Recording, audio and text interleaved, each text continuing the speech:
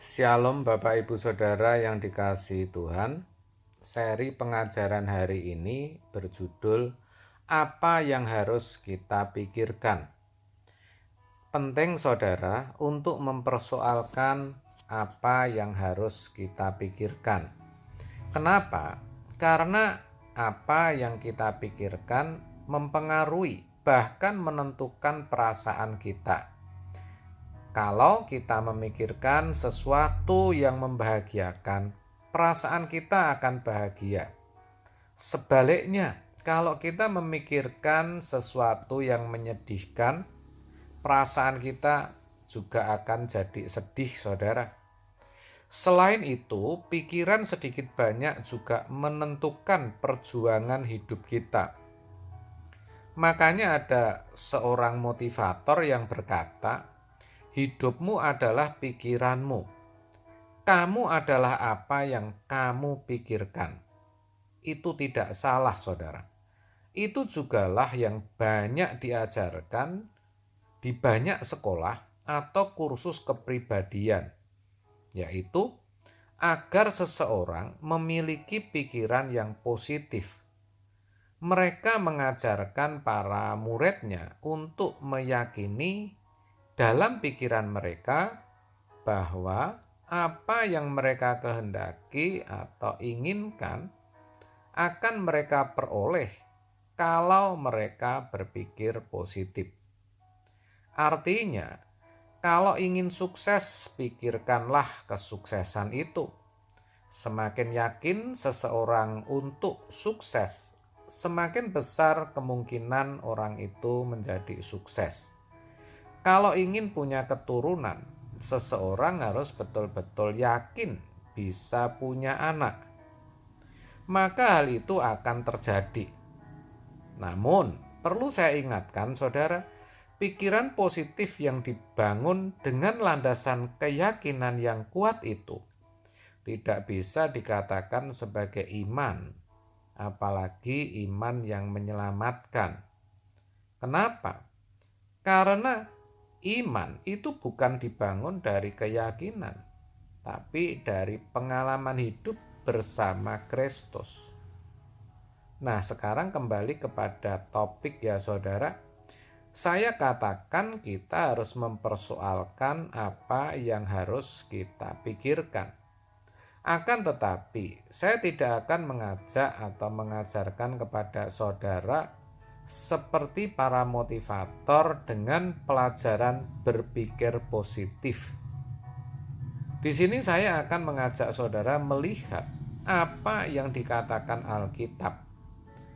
Kita baca apa yang tertulis dalam Filipi 4 ayat 8. Jadi akhirnya saudara-saudara, semua yang benar, semua yang mulia, semua yang adil, semua yang suci, semua yang manis, semua yang sedap didengar, semua yang disebut kebajikan dan patut dipuji, pikirkanlah semuanya itu.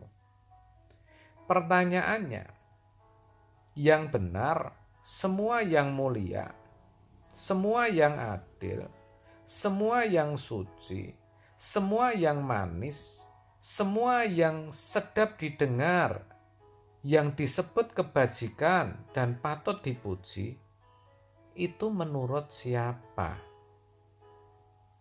Apakah menurut para motivator tadi? Kan mereka mengajarkan berpikir positif. Tentu itu juga menyangkut yang baik, yang adil, yang benar, dan sebagainya tadi. Seperti itu bukan? Tentu yang dimaksud Rasul Paulus kan bukan begitu saudara. Bukan seperti yang dimaksudkan oleh para motivator tadi. Bukan seperti mereka. Mungkin saudara bertanya, kalau begitu apa bedanya Pak? Ya, yang jelas beda saudara.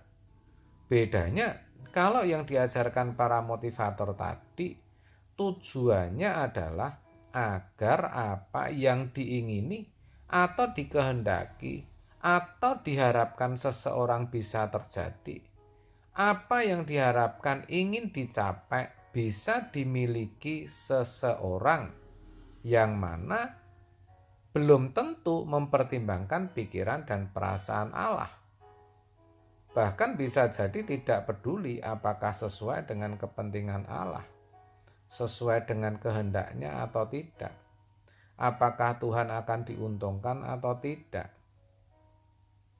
Kan banyak saudara, orang yang berhasil meraih apa yang dicita-citakan, tapi semuanya jadi berantakan. Memang akhirnya punya keturunan, tapi berakhir dengan perceraian. Berhasil jadi anggota DPR, tapi istrinya selingkuh. Punya kekayaan yang melimpah, tapi tidak bisa menikmati karena stroke saudara. Memiliki jabatan yang strategis, tapi harus berurusan dengan KPK. Dan masih banyak lagi. Jadi yang dimaksudkan Paulus agar kita memikirkan semua yang benar, semua yang mulia, semua yang adil dan sebagainya tadi, ya, muaranya, arahnya kepada pikiran Kristus. Pikiran yang sesuai dan yang memperhatikan kepentingan dan kehendak Allah. Itu yang dimaksud dan itulah bedanya. Pikiran-pikiran itu harus sejalan dengan firman. Selain itu, yang membedakan adalah tujuannya. Cara berpikir yang sesuai firman ini akan mendatangkan damai sejahtera. Bahkan damai sejahtera yang melampaui segala akal. Hal itu dituliskan Rasul Paulus dalam ayat sebelumnya di ayat 7. Damai sejahtera Allah yang melampaui segala akal akan memelihara hati dan pikiranmu dalam Kristus Yesus.